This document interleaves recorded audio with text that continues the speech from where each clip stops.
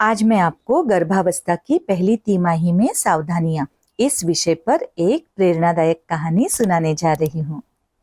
गर्भावस्था एक स्त्री के जीवन का सबसे अनमोल और भावनात्मक समय होता है। ये समय सिर्फ एक नए जीवन की शुरुआत ही नहीं, बल्कि माँ के शरीर और मन में भी कई बदलाव लाता है।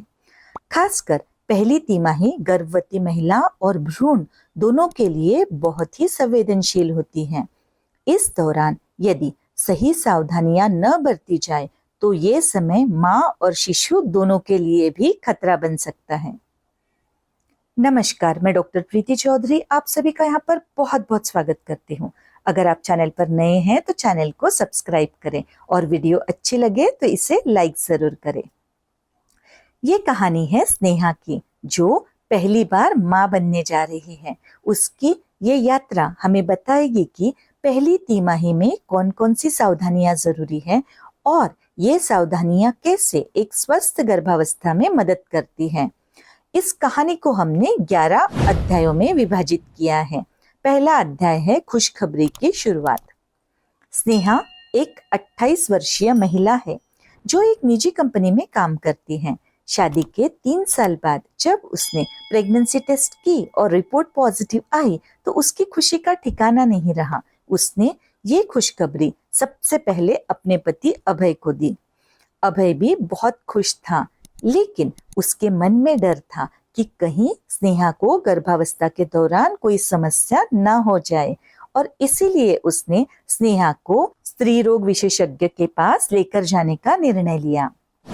अध्याय दूसरा, डॉक्टर की पहली विजिट और इन्वेस्टिगेशंस। डॉक्टर ने स्नेहा की पूरी मेडिकल हिस्ट्री ली, साथ ही उसका एग्जामिनेशन किया जिसमें उसका वजन, ब्लड प्रेशर, पल्स, हर चीज चेक की, और उसके बाद उसे ब्लड के कुछ टेस्ट्स, यूरिन के टेस्ट, साथ ही बच्चे की धड़कन देखने के लिए सोनोग्राफी करने के लिए एडवाइस किया। डॉक्टर ने स्नेहा को बताया कि पहली तिमाही में गर्भपात का सबसे ज्यादा खतरा होता है, इसलिए इस समय विशेष सावधानी बरतना जरूरी है। अध्याय तीसरा, खान पान में सावधानियां। डॉक्टर ने स्नेहा को सबसे पहले खान पान पर ध्यान देने की सलाह दी। जो तुम खाओगी वही बच्चा खाएगा, इसलिए पोषण युक्त आहार लेना जरूरी है।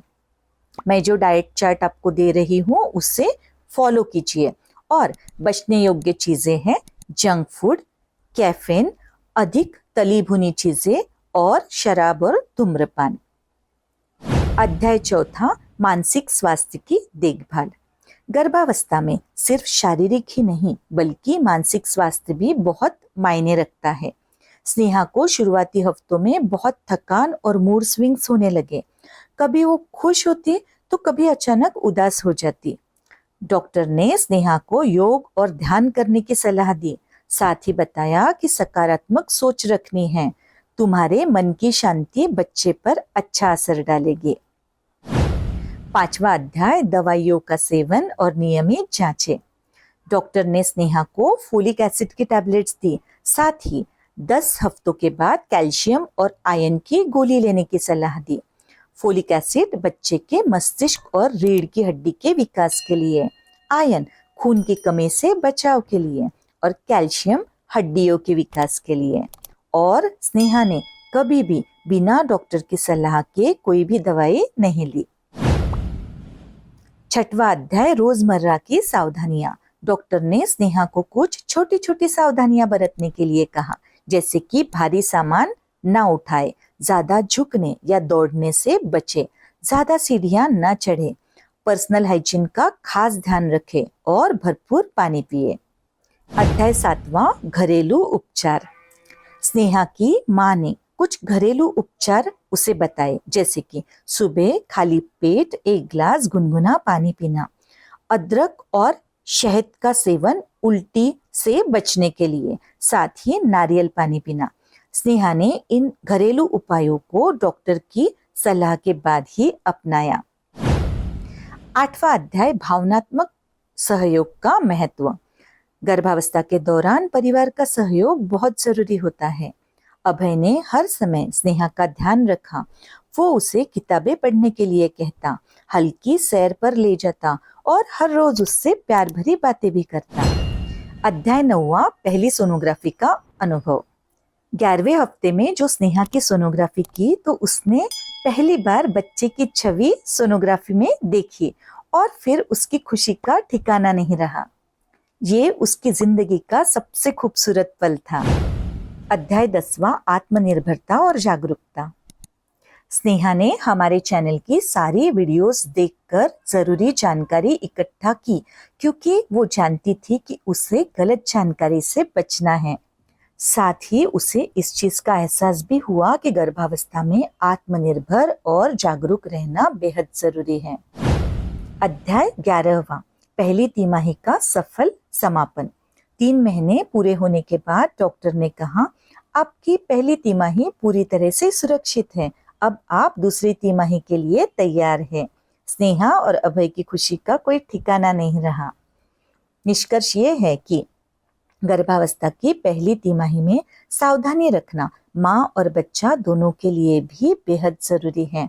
सही खान पान, मानसिक स्वास्थ्य, नियमित जांचें और पारिवारिक सहयोग से ये सफर आसान और सुरक्षित बन जाता है।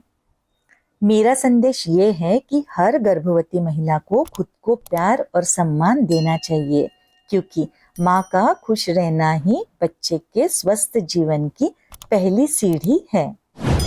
6 महत्वपूर्ण सावधानियों की सूची में दे रही हूँ।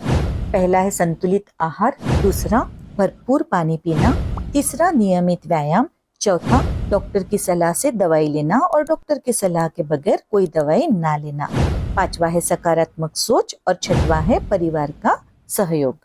मेरा अंतिम संदेश ये है कि हर माँ अपने बच्चे की जब वो कोख में होता है तभी से गुरु होती है, इसीलिए अपनी सेहत का ध्यान रखना उसकी सबसे बड़ी जिम्मेदारी है।